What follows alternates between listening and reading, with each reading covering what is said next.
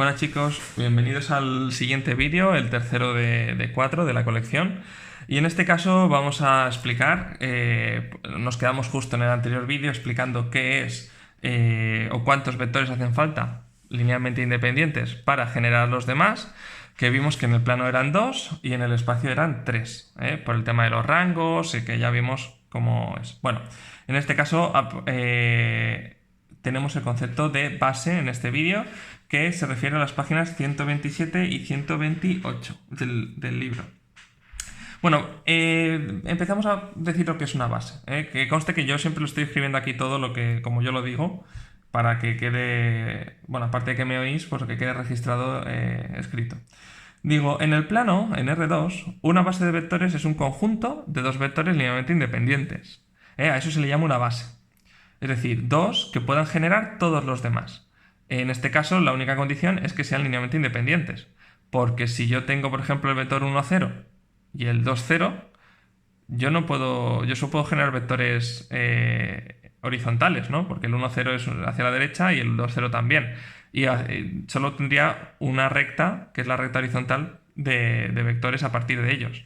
En este caso necesito uno que salga hacia la otra dimensión. Por ejemplo, aquí tenemos una base que se llama, es la que utilizáis siempre, la que habéis utilizado toda la secundaria y primero de bachillerato, y de hecho hasta en análisis algo lo habremos utilizado, es la base canónica, que la base canónica se le llama, en física sí que lo utilizáis bastante. Bueno, la base canónica es I y J, se le llama, a la I se le llama el vector 1, 0 en dos dimensiones y a la J el 0, 1. En este caso es que tú puedes descomponer cualquier vector. Vamos a ver aquí un ejemplito. Bueno, lo vamos a ver después, vamos a hablar de R cubo. En el espacio, en R cubo, una base de vectores es un conjunto de tres vectores linealmente independientes. Concretamente, la base más utilizada, la que utilizaremos nosotros, es la base canónica, que pues se compone de tres vectores que se le llaman I, J, y bueno, al necesitar un tercero, pues K, que es la siguiente en el alfabeto.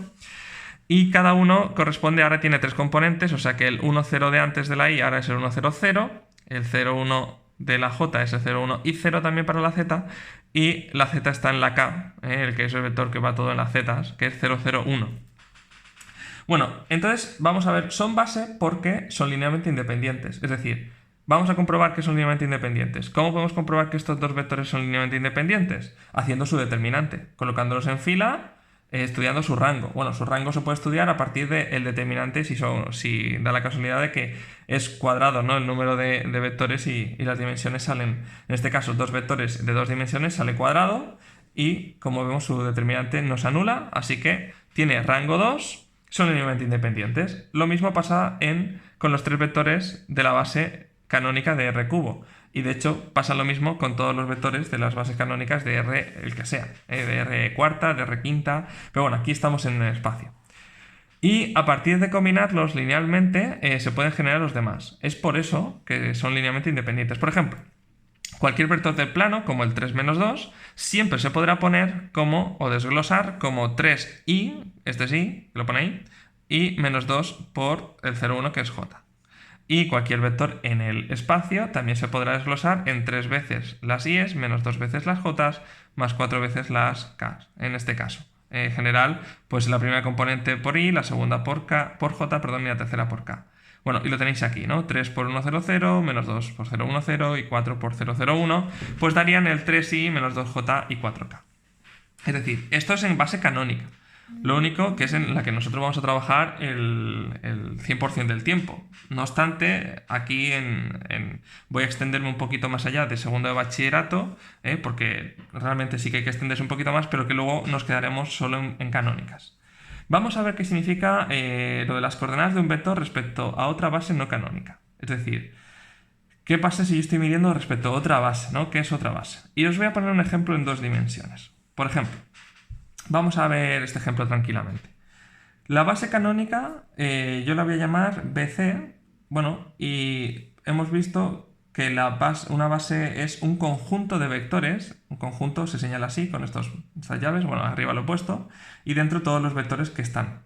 En este caso, si es una base de R2, tienen que haber dos vectores, porque más de ellos ya no serían linealmente independientes, y estos lo tienen que ser, ¿no? También linealmente independientes. En este caso la canónica, como me la sé que funciona, pues la pongo.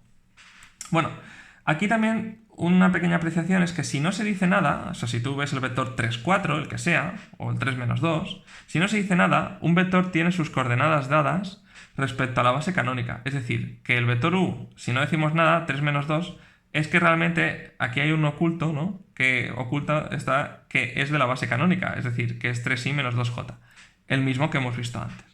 Pero ahora vamos a ver, imaginemos que cogemos otra base. ¿Qué significa otra base? Pues cogemos otros dos vectores linealmente independientes, porque estamos en R2, por eso son dos, que la vamos a llamar V1. Estos dos vectores los voy a llamar VW, que van a ser 2, 0 y 1 menos 2. Entonces, ¿qué coordenadas tiene el U3 menos 2, que esto eran canónicas, respecto de otra base? Bueno, pues vamos a ver aquí un dibujo a la par que lo explico de forma analítica. Mira, si tenemos la base canónica, aquí tenemos los dos vectores, esta sería la base, ¿vale? La puedo poner así, los dos juntos, que nazcan de lo mismo. Y entonces vemos que el vector u, que es el 3 menos 2, son 3 veces la i sumado menos 2 veces la j.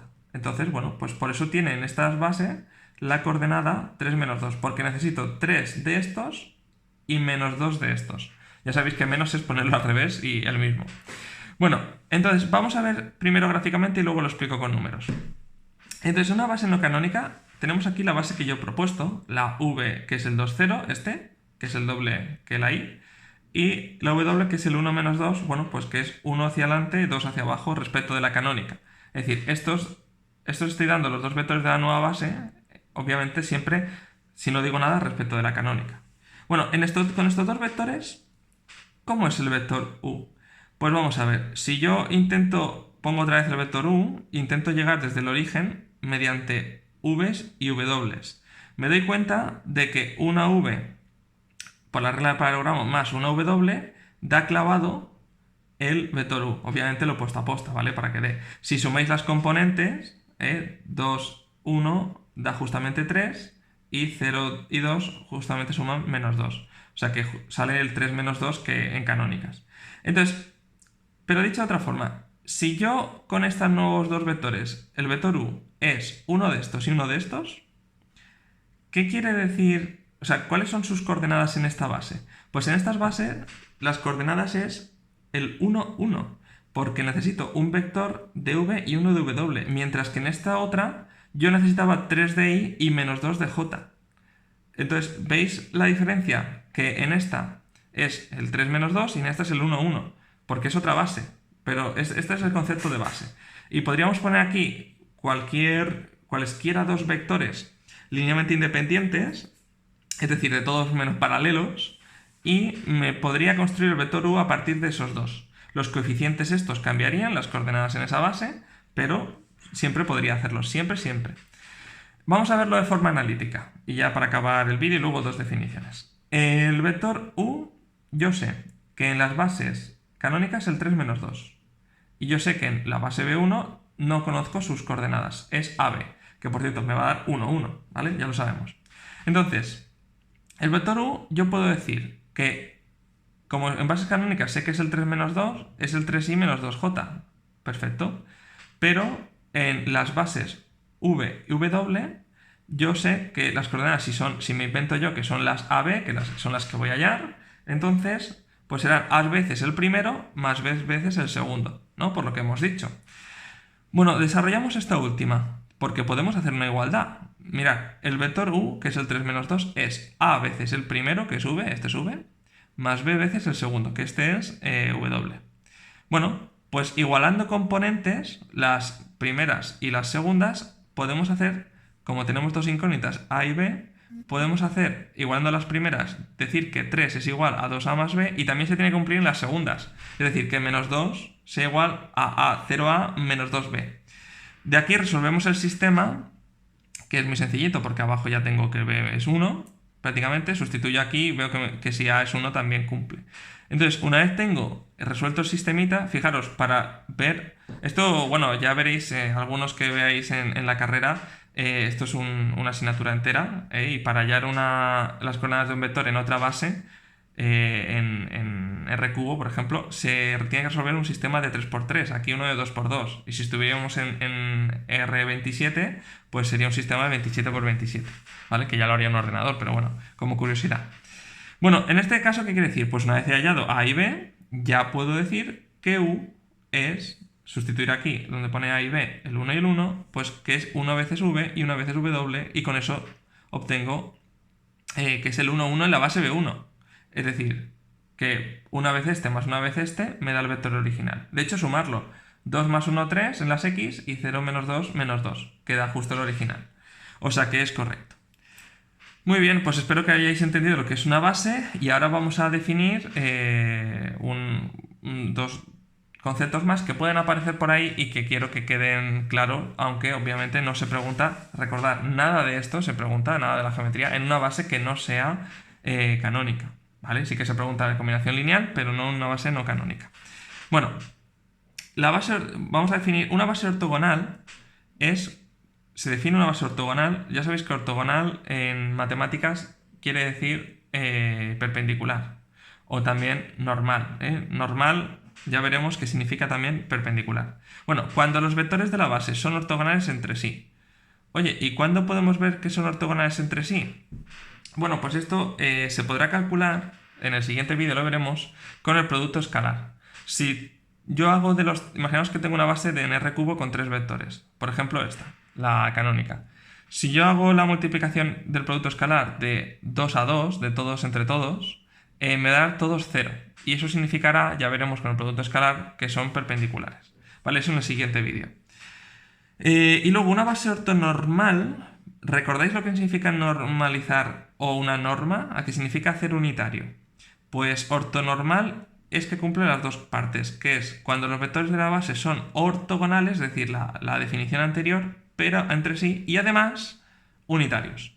Este es el caso de la base canónica. Aquí os lo he puesto. Ejemplo, la base canónica en R cuadrado, en R cubo, son bases ortonormales. ¿Por qué? Porque el módulo de todos los vectores de I de J o de I de J y K en cada respectiva, en R2 y en R3, valen 1, y el producto escalar de todas las posibles parejas que puedas hacer, por ejemplo, en R2 solo es I por J, da 0, y en esta es I por J, I por K o J por K. Que ya veremos este producto, aunque creo que muchos ya lo sabéis, del año pasado, ¿vale? Ya veréis por qué da 0. Es el producto escalar de vectores. Lo vamos a ver en el próximo vídeo. Así que nada, decir que los deberes, que no se me olviden, os propongo que antes de nada hagáis la página 141, el 5 y el 6, para comprobar un poco que sabéis. Esto no voy a mandar mucho porque no tiene mucho sentido trabajar con otras bases, pero simplemente que sepáis el concepto.